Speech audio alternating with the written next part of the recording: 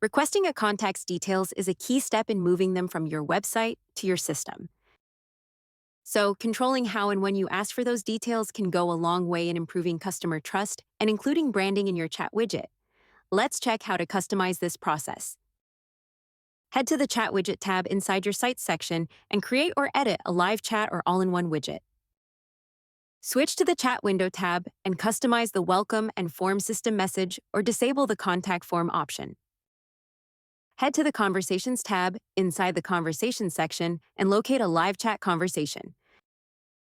In the Messaging panel, click the person with an arrow icon to request the contact details.